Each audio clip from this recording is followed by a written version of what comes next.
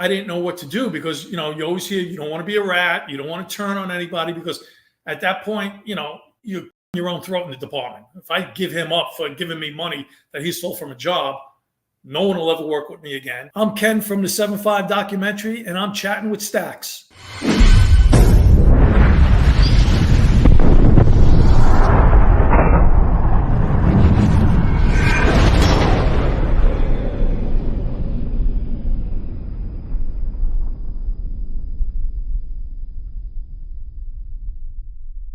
Welcome to this episode of Chatting with Stacks. I'm your host, Bill Stacks, and today I got Ken Eurell. What's up, Ken?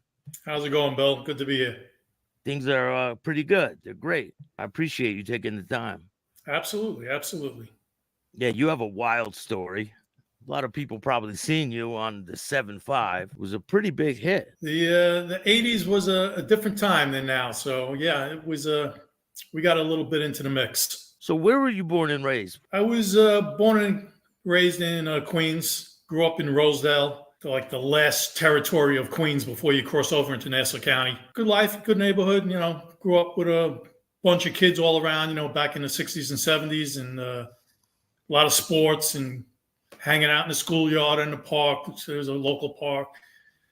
Pretty straight, decent life. And then ended up joining the police department by the time I was 20 years old. Is that what you wanted to do when you grew up, is be a police officer? I really wasn't my thing. Like, a lot of people, a lot of kids that grow up, they want to follow their fathers in their footsteps. And a lot of them back at that time was, firemen, sanitation men, policemen. My father was, and a lot go into the trades, electrician, carpenters, plumbers. So my father was a carpenter, union carpenter for 50 something years. So as a kid, right out on vacations from school, summer vacations, and when I got out of high school, I went into the construction trade. They tried to direct me to the city job. With the city job, you get a 20-year pension, you get unlimited sick days.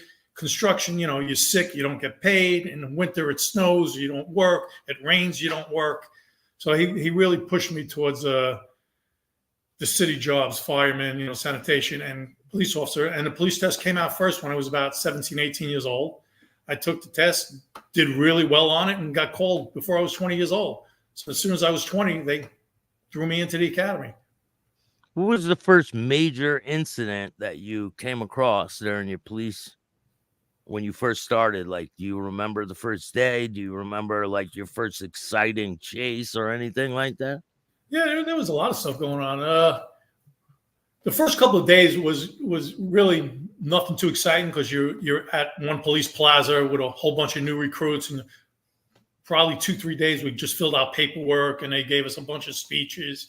I remember one speech specifically that said, a lot of you will not make your full 20 years. Some of you will be killed in the line of duty. Some of you will quit the job for another job. Some of you will be arrested.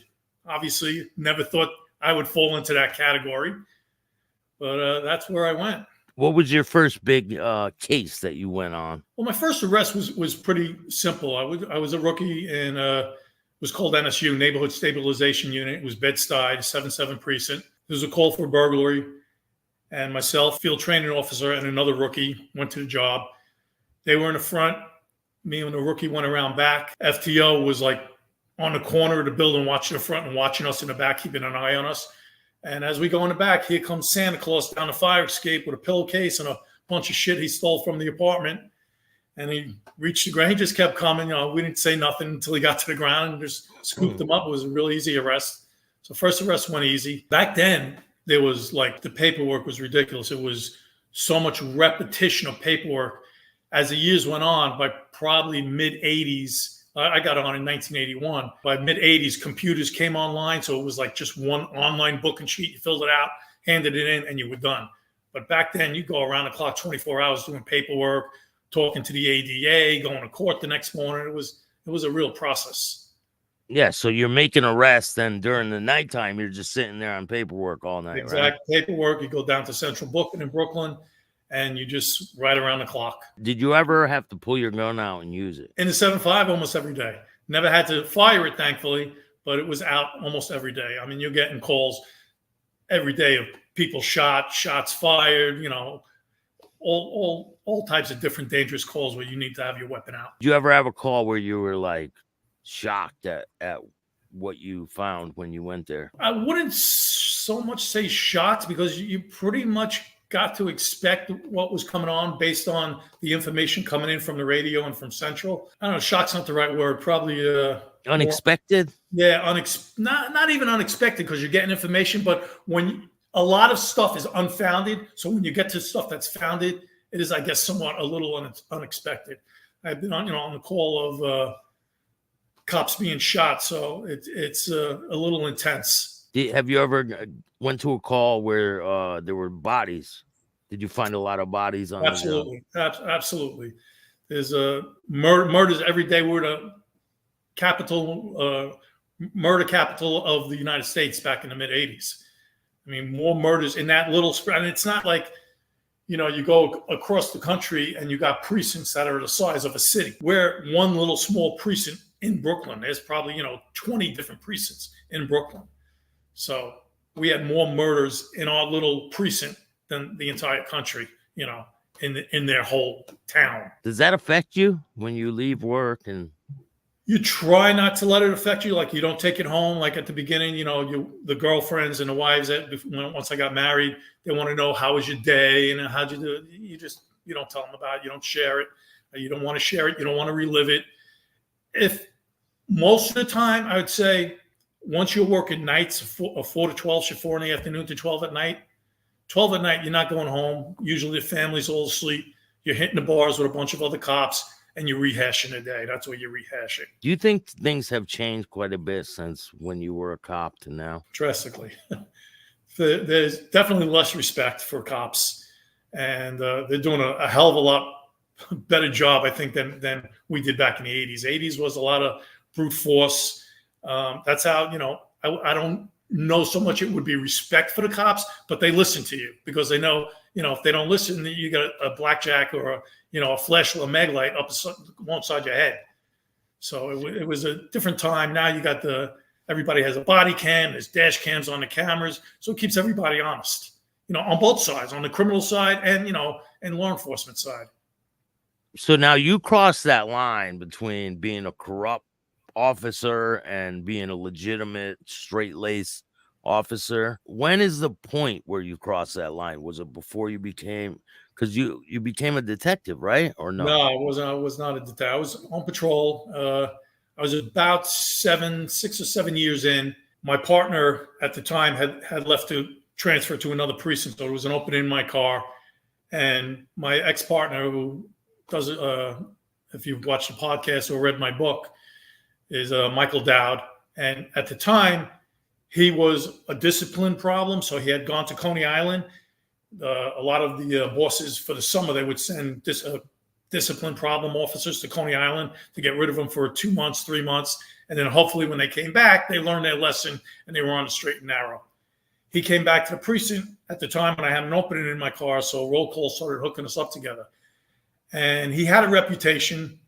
A lot of his former partners had already quit the job.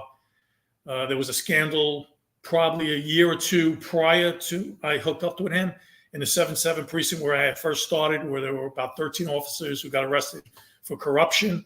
And there was a big rumor that the next scandal was going to break into 7-5. So a lot of guys were quitting. They were trying to, not get arrested. They figured if they quit, they won't get arrested. Yeah. My ex-partner gambled, stay on the job, figured that, the department's not going to expose another scandal and they'll bury everything, which is pretty much what they did. And when he came back to the precinct, he sort of, I don't want to say he brainwashed me, but he taught me a new way of doing the job. Like my whole thing, I was taught to, you go out, you handle the calls, you either, if you want to make advancement, you'll make a lot of arrests, so hopefully you make detective or go undercover, or, you do your job. And if you don't want an arrest that night, if you come across an arrest, there's always plenty of guys looking for overtime or advancement to say, hey, anybody looking, you would say that over the radio and somebody would answer and they would come and they would take the arrest essentially that you made. Yeah. And they would take the credit for it, right? Exactly. Take the credit and they move on and you get to go on with your day and go home safe. He had already been in the mix and he was doing, some corrupt things, grabbing money on the job. from different things, DOAs and coming across drug scenes, pocketing money or drugs. Do you remember the first time you seen him do that? First time I seen him do it, he basically handed me money, and I was a little shocked. I didn't even see him take it on the job. And when we got back in the car to drive away, he handed me the money and he goes, "Here, this is for you." And I was like stumped. I didn't know how he got it or what it was for. And basically, of course, I find out later on. But at that point, I didn't know what to do because, you always hear you don't want to be a rat. You don't want to turn on anybody because at that point, you're cutting your own throat in the department. If I give him up for giving me money that he stole from a job, no one will ever work with me again. My lockers will be busted open, thrown in the showers. I'll have flat tires every time I go out to the parking lot to my private vehicle. So you don't want to do none of that. So I was a little confused on what to do. I can't give him up, cut my own throat. I can't just turn him in and say he came across it and not involve myself. Yeah. So I got to accept him. I guess I could have said, "No, you keep the money," and kept my mouth quiet. But I was too shocked at the time. I mean, he basically put it right in my hand. How much was it? It was $100. He stole $800 from the job. And when we left, he fished around in his pocket and pulled out a $100 bill and gave it to me. And later on, he claimed he split the money with me, which obviously he didn't. But that's how he broke me in. You get that first $100 bill. What are some of the other things that you've started to know? Because that was the first time you ever noticed any corruption. Right. Was there any other officers? Well, I have noticed corruption before, but I wasn't directly involved. Like I've been on jobs where there's money and cocaine on the scene, and some of it's going missing because it's not all being vouched back at the precinct. So somebody grabbed it somewhere. I know it wasn't me. I know it wasn't the partner I'm with at the time, but it exists. Yeah. And that was the first time that I became involved in it. So from that point on, now I'm guilty as if I took, $100,000 as $100 is the same difference. There's no difference in the eyes of the law. Now I'm a criminal. And now when we go on jobs, now I'm actively looking with him. It's just like open the light switch in my head. Can you walk me through any of the times where you found a lot of money or drugs and you guys took it? Can you walk me through that day? Sure. I'll give you one example. There's a time when I told the story in the documentary. I'm sure my partner did too. They edited it out. I mean, there was probably 400 hours of tape edited down into 90 minutes. So this story wasn't there, but it's in my book. Make sure you go buy his book. I'll put a link for your book. Yeah, definitely. Betrayal in Blue. So this story's in my book. My partner and I are driving around, and a call comes over the radio, shots fired. As you become a veteran officer and you work an area for so long, you'll know calls that are consistent with a location, that it's a normal call, or inconsistent. If it comes up at a location, it shouldn't happen there. So a call comes up, shots fired in an area where normally there's no crime, nothing happening. So we know it's probably a stash house. Somebody went there and robbed the place. We pull up, and it's nowhere near where we are. So we start racing to the scene. And as we come up to the corner, there's a rookie football standing on the corner. I had no idea what was going on. He's just standing there, twiddling his thumbs, twirling his nightstick.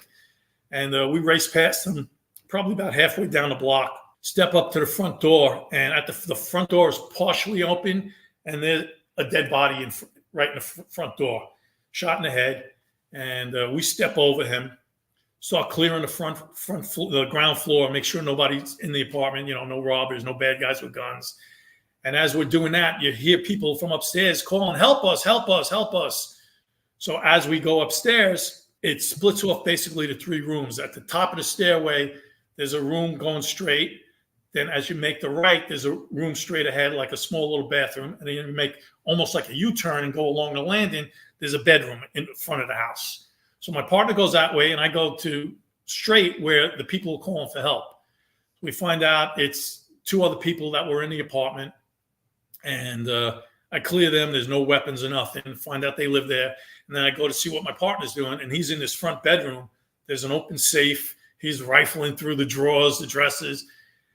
the people that came there, they robbed the stash house. They killed a guy. They grabbed what was in the safe. But as we're rifling the room, he's going through it. And now I'm watching the door because now other cops are showing up on the scene. And under a mattress, there's 2 guns. In the drawer, there's 2 ounces of heroin we grab. And he puts the 2 ounces of heroin in a paper lunch bag. And other cops, an anti-crime cop is coming to the scene. And he wants to come into the doorway. And I close the door in his face. I go, we got this room. There's some people in the back room, some civilians. Go, check on them. So as he goes to check on them, we're finished rifling the room. And now we're coming out of the room, going back to the top of the stairway. Here comes a sergeant walking up the steps. And sergeants, it's weird because they basically don't care what's going on at the scene. They don't give a shit anyone's shot. They don't care about, arrests being made or somebody injured. All they want for you to finish up with what you're doing and go out and handle more jobs. So he comes back and he's like, "What are you guys doing here?" I was like, "We're leaving, boss. We're going out to handle more jobs." He's like, good, because radio's holding 10 jobs. So he didn't give a shit. So as we're coming around, there's a garbage pail, like an outside garbage pail at the top of the stairway. And it's filled with garbage.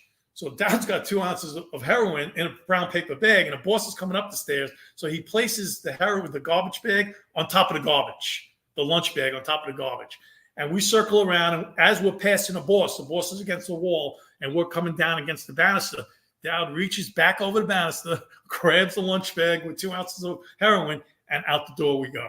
So he was a slick guy, Dowd. He could sell ice to an Eskimo. He was very smooth. I mean, again, he was doing it for so long, it was just almost like second nature to him to do that. It was all in one smooth move. Put the bag down, turn, reach back over, take the bag, and continue on his way. And, then we get out in the car, and I'm like, "Dude, what the fuck is wrong with you? The boss is right there." And he's like, he don't give a shit. He was happy you told him we're going to go pick up more jobs. And then we leave the scene. We go to an intermediate that we have in the neighborhood that we know is a drug dealer. Tell him to find someone who's a heroin dealer and put the heroin out on the street. And then the money comes back to us. How much money did you guys get out of that one? For that, it was small because it was drips and drabs, and we didn't even really know too much about heroin. So the guy came back and told us, they were getting sick off it, so I really couldn't sell it. So he could have been beating us. We don't know. Most likely he was beating us for the money, but he gave us small bits, drips and drabs of it. Yeah, but we never gave that particular dealer any more drugs. So did you guys protect any of the drug dealers? Did you guys make deals with any of them to stay away? We did. Eventually, we had this intermediate guy.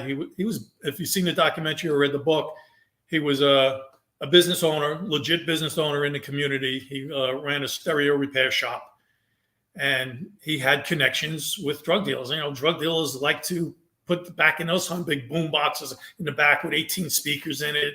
And, all the old radios where you pull out and take with you, walk away.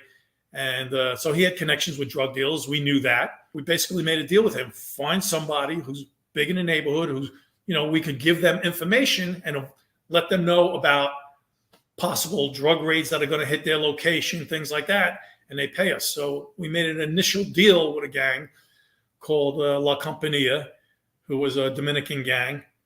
And they were big drug dealers. And the deal was, he was supposed to give us $8,000 up front, and then so much more per week.